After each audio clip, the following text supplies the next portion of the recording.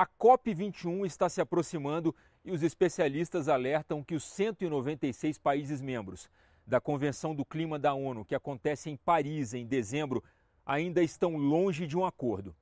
A boa notícia é que instituições globais com peso político influenciam no sentido de buscar um substituto para o Protocolo de Quioto. Uma delas é a Igreja Católica. A Comissão Mista de Mudanças Climáticas discutiu a última encíclica papal, lançada no mês de junho, e que aponta uma crise ecológica sem precedentes e de consequências imprevisíveis.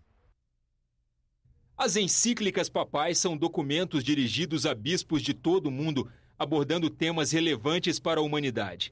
De acordo com os especialistas, a posição da Igreja gera um impacto político importante nas negociações rumo à COP21 em Paris no final do ano. Com 190 páginas, a encíclica aponta uma crise ecológica que seria reflexo de uma crise ética, cultural e espiritual da humanidade. Na encíclica, o Papa Francisco concorda com a posição dos 600 cientistas que compõem o painel intergovernamental de mudanças climáticas da ONU, no sentido de que o aquecimento global é real e provocado pela ação humana.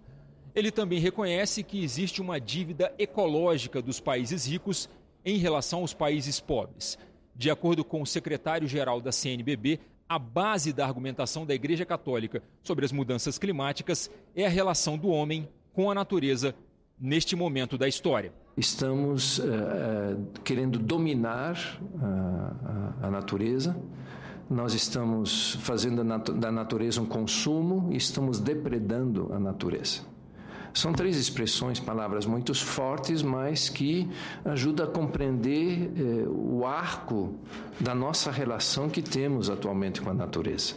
O jornalista Washington Novaes diz concordar com o posicionamento da Igreja, mas demonstra preocupação com os rumos das negociações para a COP21 até o momento. A mais recente reunião preparatória para a Assembleia do Painel de Mudanças Climáticas, que será em dezembro em Paris, terminou há poucos dias em Bonn e ainda sem resultados concretos e sem um texto final definido para Paris.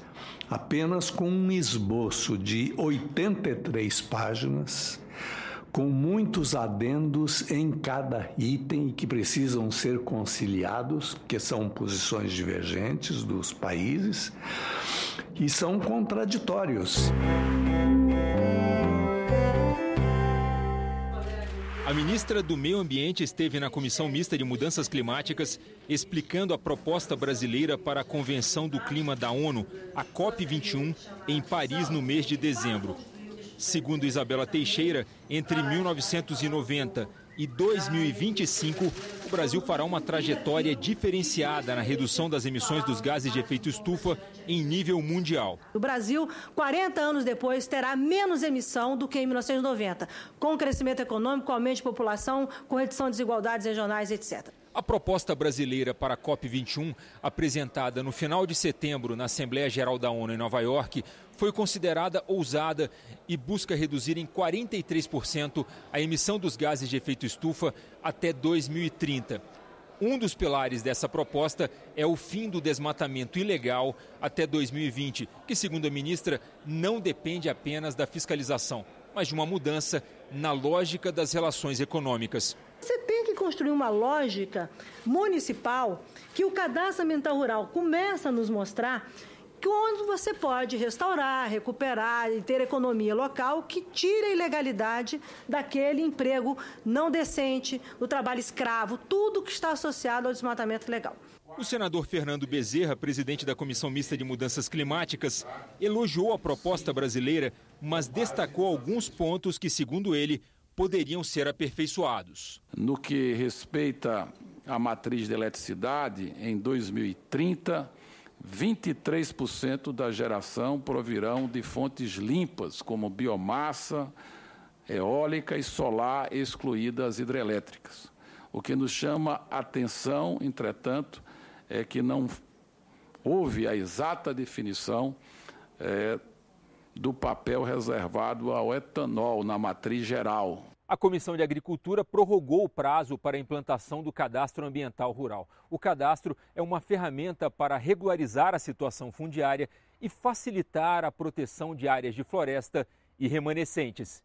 Segundo o relator da matéria, 3 anos após a entrada em vigor do novo código, apenas 1/3 das propriedades rurais do país já regularizaram seus cadastros. O prazo atualmente em vigor vence em maio do ano que vem e a lei estabelece restrições no acesso ao crédito rural para os imóveis que não estiverem regularizados. A matéria vai ser analisada agora pela Comissão de Meio Ambiente. Em um país continental como o Brasil, dificuldades regionais na implantação de políticas públicas nacionais são de longa data conhecidas. Com essa prorrogação é possível que todos os estados se adaptem a isso nos convênios dos estados, das secretarias responsáveis pela área ambiental e agricultura, junto ao Ministério do Meio Ambiente e os órgãos respectivos que cuidam dessa matéria. Isso é para dar também segurança jurídica a todos os produtores e que eles respeitem a lei. Todos querem respeitar a lei, mas ela tem que ser bem esclarecida para ser bem aplicada.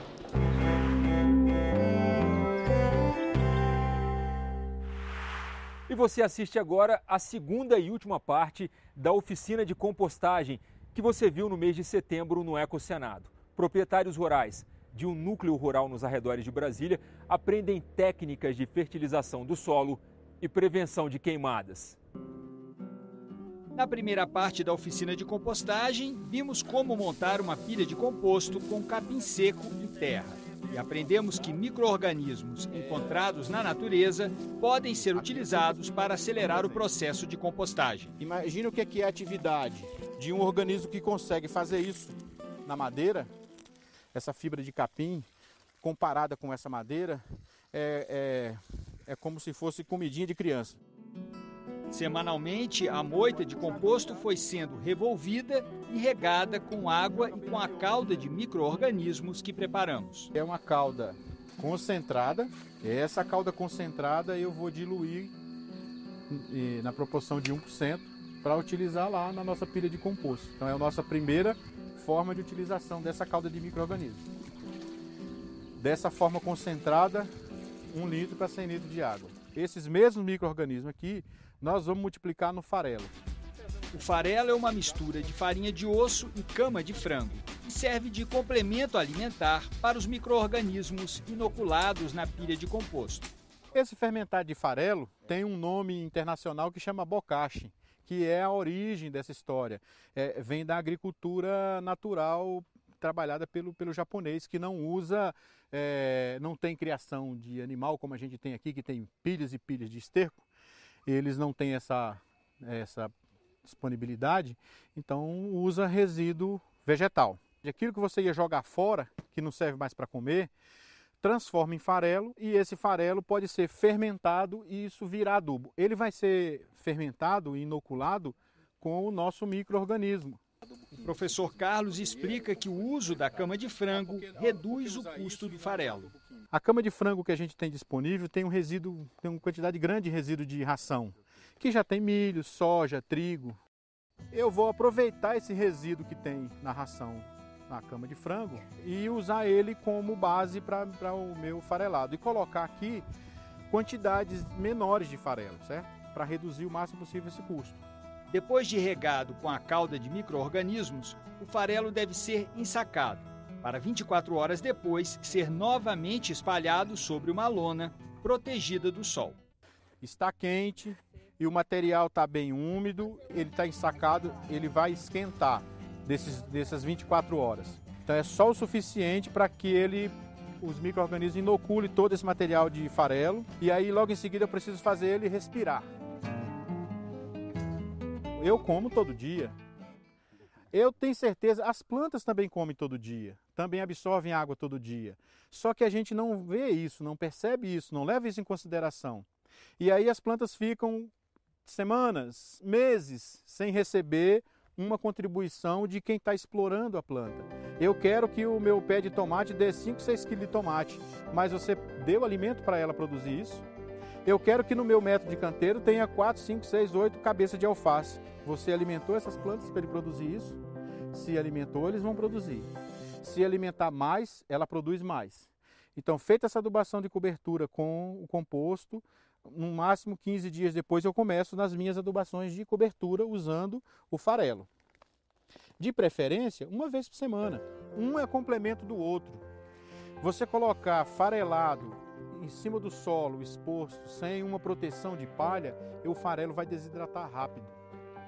E esse farelo, a função dele é manter alimento para os micro-organismos. Então esse farelado vai em cima do composto. Para cada 1 metro quadrado de canteiro ou de árvore, de cobertura de árvore, 100, no máximo 200 gramas desse farelado fermentado. Que a gente chama no meio comercial aí de bocache, mas nós estamos fazendo aqui um bocache tupiniquim usando não apenas farelos, mas cama de frango no meio. A pegada ecológica desse negócio aqui é menor, né? Você não tem consumo de energia e combustível e tudo mais para processar o que a gente processou aqui usando calda de esterco e palha de capim fermentado. É trabalho e energia nossa. No quarto encontro, depois de 45 dias de compostagem, finalmente vamos utilizar esse material no plantio de ervas e hortaliças. Então o que nós temos aqui por enquanto é tomate, almeirão e azedinha, não é isso? Nesse espaçamento tem um miolo aqui que vocês estão vendo que está livre, aqui, lá. Eu posso colocar uma outra planta de crescimento, vamos dizer assim, que vai precisar de espaço. Cadê? Eu tenho peixinho ainda, não tem? Tem. A da folha peluda. Isso. Pode colocar elas no meio. Aqui, ó. Ou também no plantio de mudas nativas do cerrado. Lembrem que a gente começou fazendo esse trabalho aqui em cima de uma proposta de reduzir fogo no cerrado, de manter o cerrado do jeito que ele está e, na medida do possível, enriquecê-lo. O que é enriquecer o cerrado? É trazer para dentro dele espécies mais produtivas, nativas mesmo. Logo depois de plantar as mudas nos canteiros, já podemos utilizar o farelo para a cobertura. Não tem uma receitinha de como fazer um... O básico é fazer essa mistura, palha, terra, um pouco de esterco, mas em cada lugar a gente vê pilha de composto o mais diferente possível. De uma outra forma, eu já vinha fazendo com o resto de alimentos, esse aí é um composto muito mais rico. E, além disso, vai acabar com o capim, que é um problema na nossa chácara. Então, agora a gente já tem uma solução para ele. Essa proposta de você recolher o que sobra, né, na natureza, no caso esse capim que geraria o fogo e destruiria a natureza, eles transformaram aqui, nós transformamos, né, durante esse curso, num composto, que é um alimento para que retorne essa natureza, retorne essas plantas para o ciclo produtivo delas. A primeira parte da oficina de compostagem você pode assistir no Ecosenado de Setembro, que está disponível na página www.senado.leg.br/TV. Também nesse endereço você manda sugestões e opiniões, ou pelo telefone 0800 61 2211. Obrigado por estar com a gente e até a próxima edição.